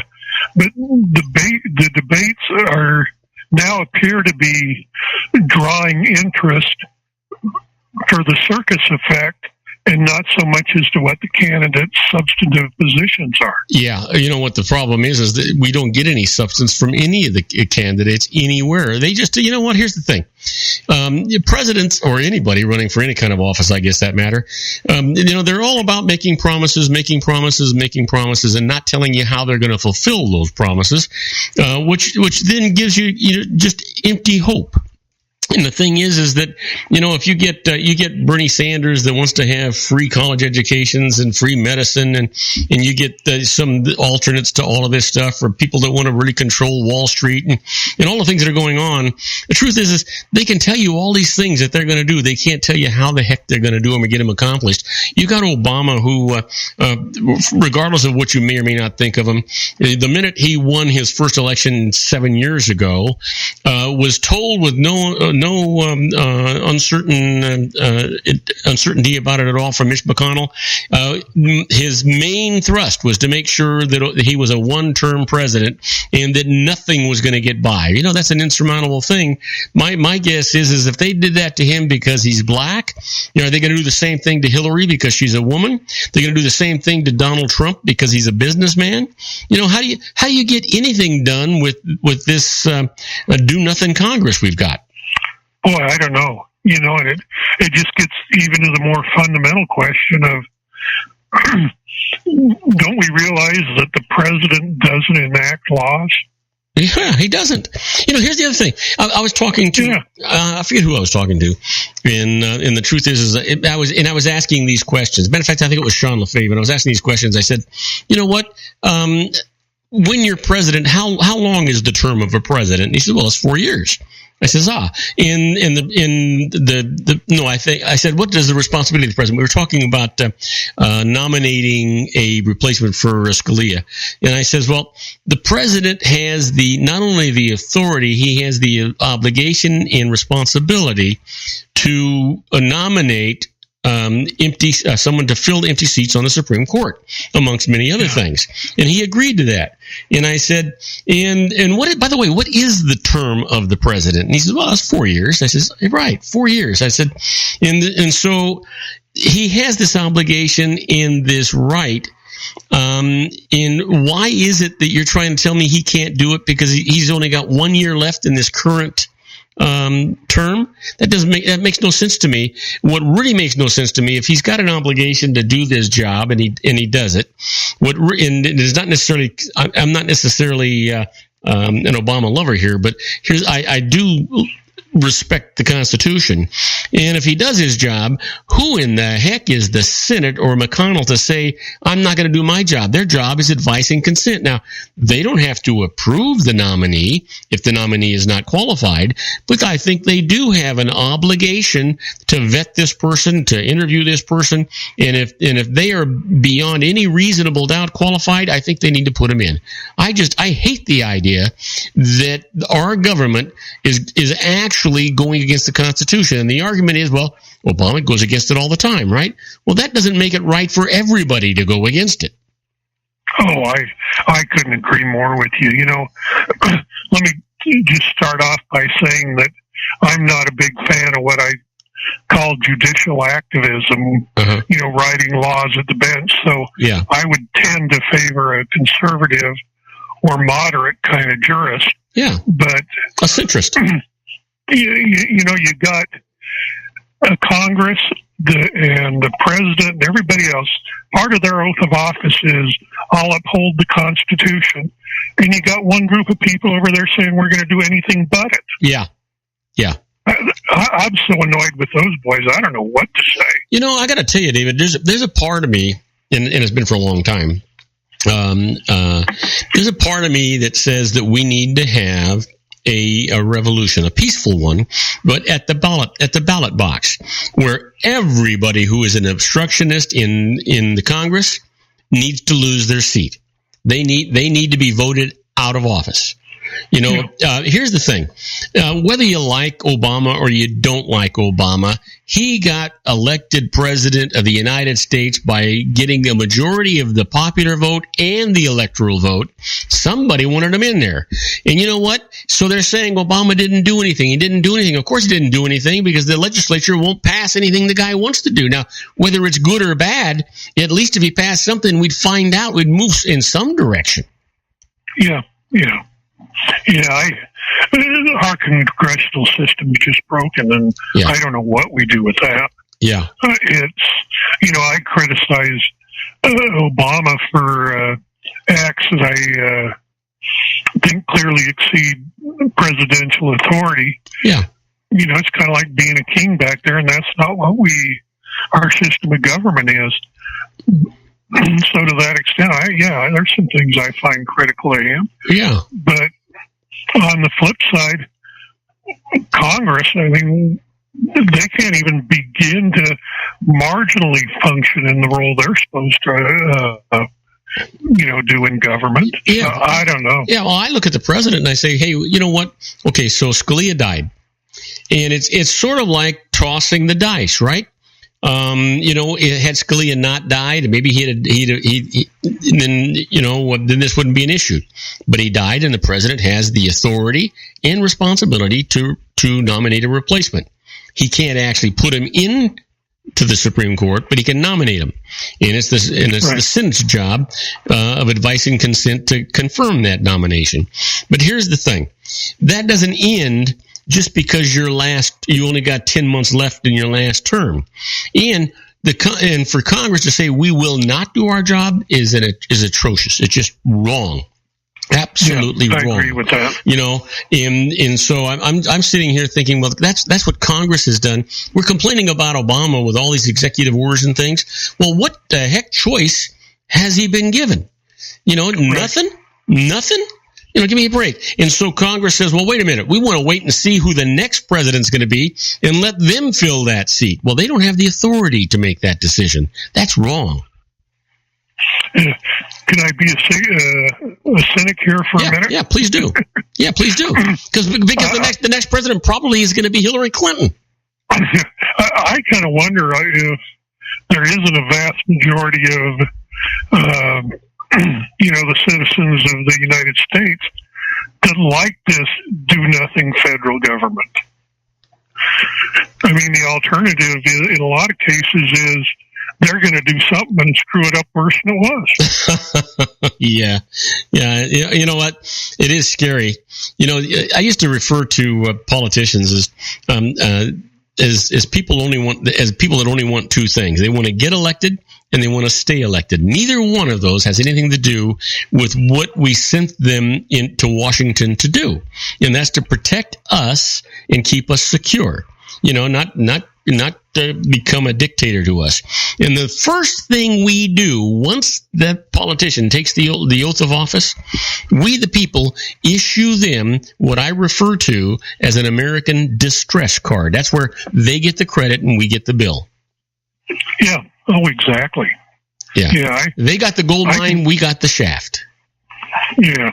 I can tell you if I could figure a way to do it, I would like to see one constitutional amendment. I know those are very unpopular, but I'd like it to be just a simple sentence. The laws of the United States are applied equally to those in government. Yeah, absolutely. Here's it. I'm not a Rubio supporter. And one of the things that really bothers me about him running for president, he's a first-time senator. He doesn't show up for the majority of votes. He does his own doggone thing. He continues to collect his paycheck. He's not doing what he was elected to do. He's not doing his job at all. And now he wants to be president. And what if he decides he doesn't want to do that job and just collect a paycheck? Yeah. I don't know what you do, but let me go to that issue of Obamacare for a quick second. All right. They sold this to us as the best thing since sliced bread. Yeah. And if it was so good, how come none of our congressional leaders are participating in it? Well, because they've got a better deal. We, the people, have given them such a gravy train deal. Why would they ever give it up? They needed to exempt themselves from it, and they purposely did that. They actually issued legislation that exempted them from having to be subject to Obamacare or the Affordable Care Act. Yeah, and that's what I'm saying about you pass a law, it applies to you. We'd get a lot better laws coming out. Yeah, absolutely. Every law, it's sort of like the insider trading law. Congress is not subject to that law, which means that, and if anybody's going to have inside information, it's going to be congressmen, right? Because they're getting bought and paid for all over the place. And yet they're not subject to the insider trading laws, but you and I are. You try it. I try it. Well, now, Martha, Stewart tried it, right? Yeah. And she had to spend 3 years away from home in one of those government vacation spots. Oh, yeah. Yeah. Yeah, it annoys me to no end that that's not the way it is. Yeah. It's like, come on, how stupid are we as the electorate to let that go through? I think you're absolutely right. I think that if the Congress passes legislation, here's the deal. The legislation should not take effect immediately. It shouldn't take effect until unless it's an emergency, shouldn't take effect for 3 months, 6 months, whatever it might be. With one exception, it takes immediate effect with the legislator. Yeah, I'd love that. Yeah, I'd love that. Yeah. Then would they think twice? Oh yeah. You're going to craft some of this ridiculous nonsense. Will you live with it? Yeah. Tell us how it works out in about 6 months, and if it isn't working well, then you can fix it in the intervening 6 months. Yeah. These guys, God, I just, and it's not, and I can only speak for me, but I think probably a majority of citizens feel the same way, or a matter of fact, not even necessarily just citizens, even just residents of the United States. And that is that these guys that we've got running the government, and it's not just the federal government, it's the state governments and local governments, it's all of them. Look at the corruption that's sitting out there, what these guys are doing, and we as voters just allow this to happen. We stick our heads in the sand, and we don't do anything about it. And the only thing we can do and we don't do is show up at the polls. People complain, but they don't show up at the polls. Well, look at it this way. That's why I say most citizens want a stagnant government. Yeah. They don't even have to vote because they know nothing's going to come out of there anyway. Yeah. Well, then why not just ship them off to Russia? Yeah. Then. Yeah, I don't know. That'd be the kind of government they'd get used to. It just drives me absolutely crazy. We live in a one of the magnificent things about this country is you and I can have this dialogue, and it's being beamed all over the place, and I don't have to worry about waking up in the morning and somebody putting a bullet behind my ear. Or arresting me, putting me in handcuffs and putting me in at house arrest for the rest of my life, like they do in China or whatever's going on, right? I don't have to worry about that kind of stuff. But you know what? If you and I and the rest of the citizens of this great country of ours don't rise up and make changes at the ballot box, then you know what? We are going to go to hell in a handbasket. It's just not going to happen for us. The one phrase that Donald Trump uses is to make America great again. Well, I still think America's great, but it could be better, and it has been better, and it should be better than what it is today. Where have we lost all our values? What is going on here? I don't know, Bob. I wish I did. Yeah. Well, having said that, my friend, guess what? What's that? We're out of time. Listen, you have a fantastic weekend. I suppose you're not going back to the snow. You're going to go fishing this weekend, right? I'm contemplating it. I'm going to go look at the fish reports. If they're doing anything, I'm going to go out there and drop it and wet a line. There you go. Hey, stay safe, stay happy. Make everybody around you happy that they just know you, will you? I'll do it, and have a great weekend there, Bob. All right. Thank you, David, and have a good one. And the rest of you folks, do not go away, because when we come back from this commercial message, we're going to have the birthdays for the day, the secret daily teachings for your life, the Harvard business tip of the day, and interesting but useless facts. I'll tell you all about those things right after these brief messages. Do not go away.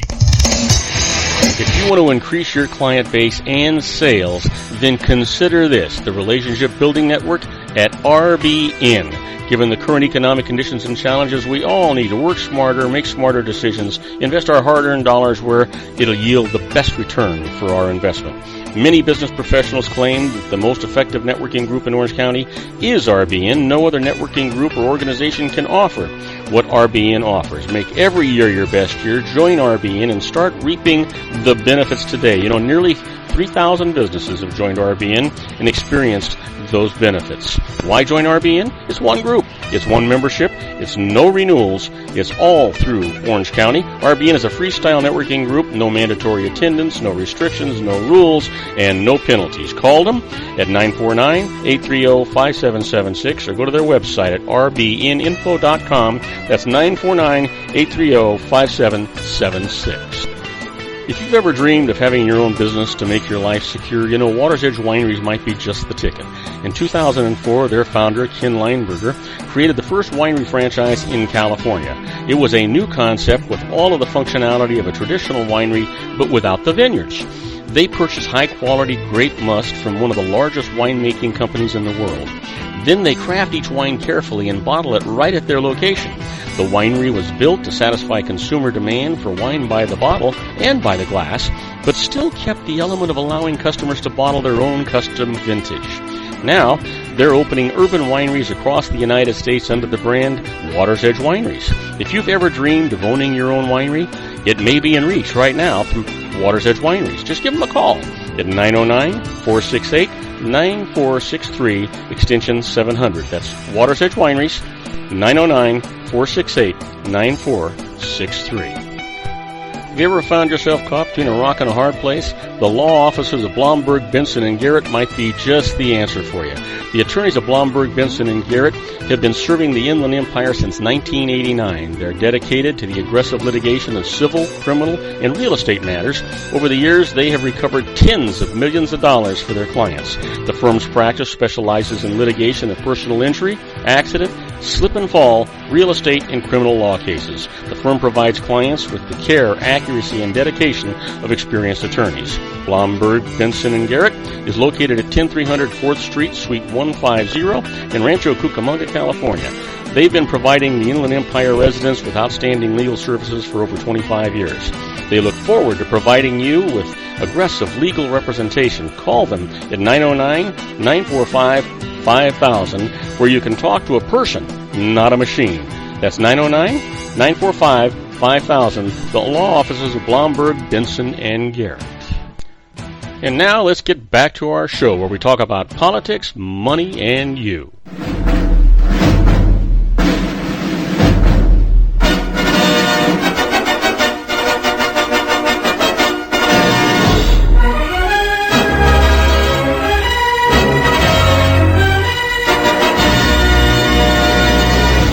And I am Robert Cardoza. You're listening to Robert Cardoza live on the street at the intersection of business and politics, where at 4:41 p.m. Pacific time, it's still 80 degrees outside. Holy mackerel, in the heart of the Inland Empire in sunny Southern California. Usually about this time, that temperature starts breaking down a little bit. But if you're listening to us in Auckland, New Zealand, on our global simulcast, it's 81 degrees and mostly cloudy over there. If you're in Hong Kong, it's 52 degrees and cloudy. And if you're in Lisbon, Portugal, it's 45 degrees. And good morning to you folks. But right now, it's time for our Harvard Business Tip of the Day. And the management tip today is: practice mindfulness when conflict occurs. You know, conflict wreaks havoc on our brains. The amygdala sounds an alarm and releases a cascade of chemicals in the body. But practicing mindfulness can override the automatic responses of our nervous system. When your body jumps into fight or flight mode, notice that you've been provoked. Focus on whatever sensations arise in your body. Feel them naturally, just as they are, not trying to control or change them. Take deep, consistent breaths. Paying attention to our body reestablishes equilibrium much faster, restoring our ability to think, listen, and relate. Doing all this takes practice, though, but eventually we can retrain ourselves to respond rationally to conflict rather than simply reacting. You know what? Reacting is not a good thing most of the time. Well, let's talk about the secret daily teaching for your life. You know, this is all about a positive mental attitude. You hear me saying it all the time. You truly are in control of your life. You decide whether you're going to be happy or sad, rich or poor, successful or a failure. You decide how people around you are going to respond. It's all about a positive mental attitude. Now, the secret for today is love everything that you can. Love everyone that you can. Focus only on things that you love, feel love, and you will experience that love and joy coming back to you multiplied. Now, the law of attraction must send you back more things to love.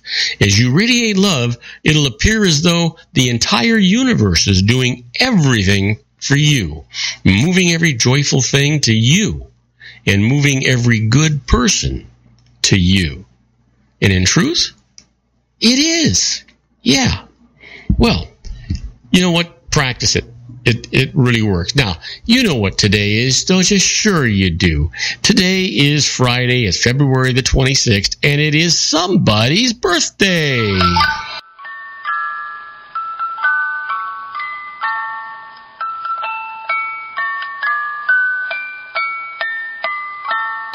Oh, yeah, we've got some great birthdays today. That takes me back to my youth, as a matter of fact. This fellow was born in 1928, rock and roll pianist and singer-songwriter, known for his wah-wah vocalizing over a fat back seat. Happy birthday, Fats Domino. Yeah, he's walking, right? Absolutely. Here's a fellow born in 1932, passed away in 2003. Singer, songwriter, actor, author, and biblical scholar. He was one of the most influential musicians of the 20th century. Happy birthday, Johnny Cash. Yeah. Well, here's one born in 1971, a singer best known for her role in the rise of the neo-soul subgenre. Happy birthday, Erykah Badu. Now, I have to admit, I don't even know who that is. Maybe one of you will let me know, huh? How about this? You ever think about what happened today in history? February 26th, 1863. U.S. President Abraham Lincoln signs the National Currency Act into law. It was 1863. And in 1870, in New York City, a demonstration of the very first pneumatic subway opens to the public. And finally, in 1984, U.S. troops withdraw from Beirut. President Ronald Reagan had sent the troops as a peacekeeping force in August of 1982. Well, that takes us to the quote for today. The quote comes from Bertrand Russell and says, "The good life is inspired by love and guided by knowledge." That makes sense to me. Well, talking about making sense, or maybe no sense, who knows? Let's talk about those interesting but useless facts. Did you know the average person's field of vision is 180 degrees? Think about that, 180 degrees. You know, that's half a circle. That's quite a bit. How about this one? Did you know that turning a clock's hands counterclockwise while setting it is not necessarily harmful? It is only damaging when the timepiece contains a chiming mechanism.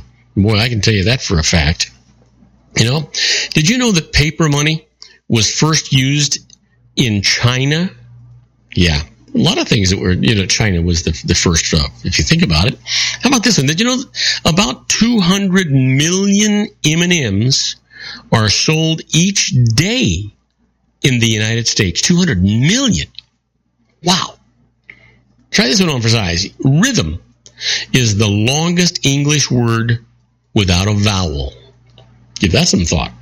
Or maybe you don't care. How about this one? The main library at Indiana University sinks over an inch every year because when it was built, the engineers failed to take into account the weight of all the books that would occupy the building. Wow. Can you imagine? And they still call them engineers, right? They should be out there driving trains and not building things.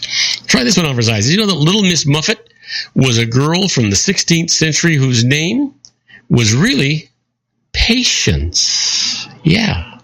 Give that some thought. Try this one on. The 7 archangels are Michael, Gabriel, Raphael, Uriel, Shamel, Jophiel, and Zadikiel. I wonder, do we care? I guess. How about this one? And, and the only one we all hear of is Gabriel. That's the one we hear about all the time. How about this? Did you know that the softest known mineral is talc? And they put it in powder, right? Talcum powder. And did you know that coffee is the most popular beverage worldwide, with over 400 billion cups consumed each year? 400 billion cups. Wow. Think about that next time you got to go. Did you know that Italy and France produce over 40% of all the wine worldwide? All right, let me leave you with this.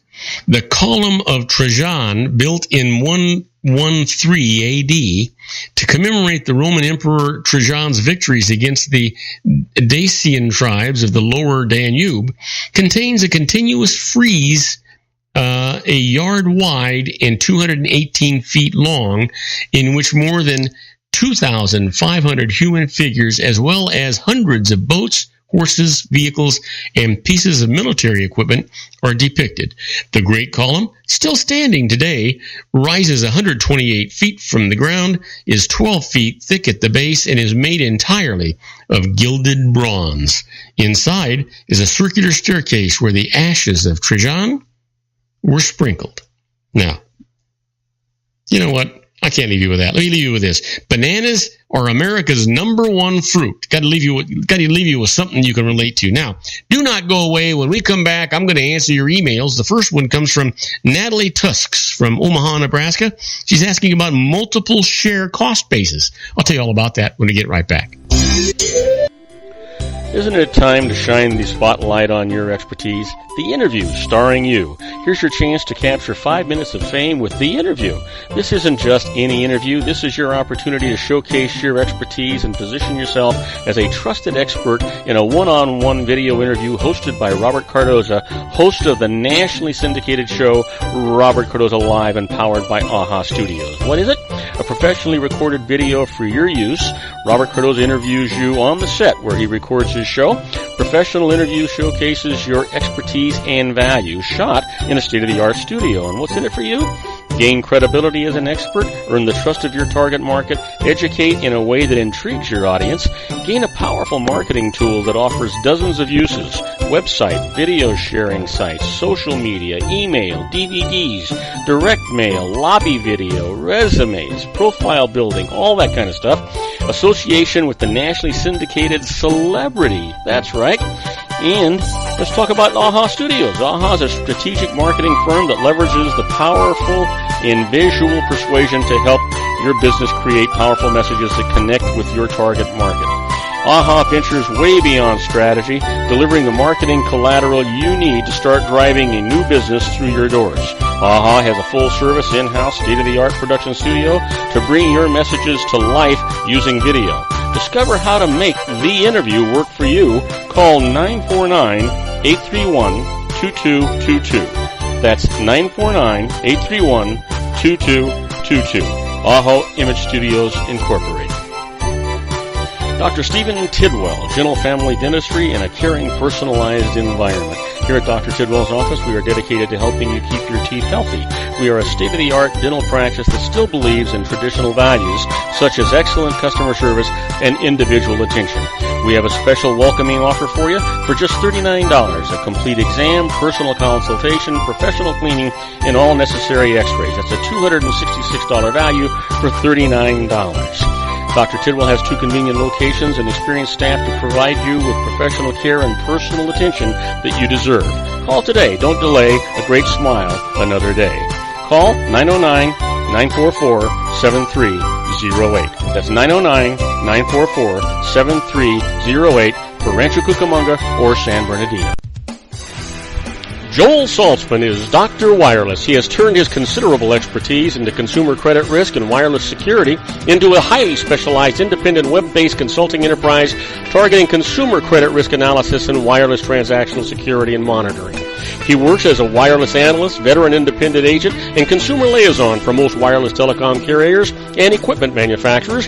For more than 20 years, corporate and private clients and media audiences have counted on his unvarnished advice while weighing the technology, performance, and cost differences between Sprint, Nextel, AT&T, Verizon, and T-Mobile. Joel specializes in setting up mobile wireless hotspots to be used for disaster preparedness, business continuity, and mobile wireless merchant processing solutions. Call Dr. Wireless at 310-400-4900 or go to his webpage at drwireless.com. Again, call 310-400-4900 or his webpage at drwireless.com. You'll be glad you did. And now, back to our show. And I am Robert Cardoza. You're listening to Robert Cardoza live on the street at the intersection of business and politics. Well, we're coming down to the wire. Time for me to answer your emails. I want to remind you that this is an entertainment part of the show. I do my best to give you comprehensive answers to your questions, but sometimes your information is just a little sketchy. So we always encourage you to contact a licensed professional. They're going to generally cost you a lot less money than than you think, and they're going to save you more money than they cost you. And they're going to give you peace of mind that you sleep at night. They, as a requirement of their licensing, have to have errors and omissions insurance. That's the same thing as malpractice insurance, but it does mean that if they make a mistake, they pay the piper, not you. And I think that's a good thing. That's why you can have peace of mind. Well, my first email today comes from Natalie Tusks from Omaha, Nebraska, asking about multiple share cost basis, and writes, I bought shares of a stock in a company at different times and prices. Now, I need to sell some before year in. So I guess I've had this for a while. Can I pick particular shares to sell for best tax effect? If not, how do I figure the cost of those I do sell when computing gain or loss? Well, Natalie, here's the thing. The general rule is that the shares bought are deemed to be the first shares bought are deemed to be the first shares that are sold for tax purposes. So the gain will be figured on the cost of the shares that you've held the longest. However, it is possible to select specific shares for sale. Now, to do this, you have to identify to your broker the specific shares to be sold, and the broker must provide you with a written confirmation afterwards that those are the shares that were actually sold. Now, not all brokers are going to do this for you, so verify with your broker that he or she will do it. Now, go to IRS Publication 550. That's Investment Income and Expenses for more details on that. My next email comes from Ian Wallace from Columbus, Ohio, asking about early retirement with no penalty. It says, is it true that one can take payments from an employer's retirement plan without penalty at age 55?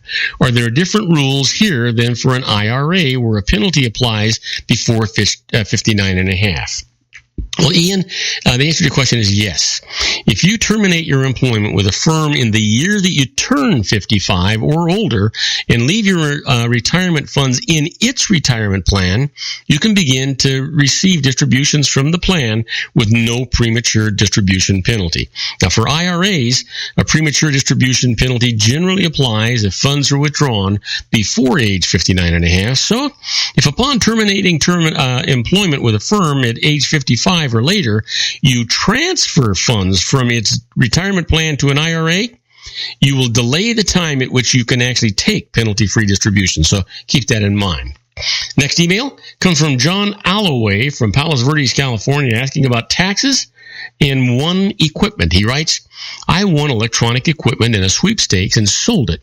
I received a 1099 from the sweepstakes saying the equipment was worth much more than I actually sold it for.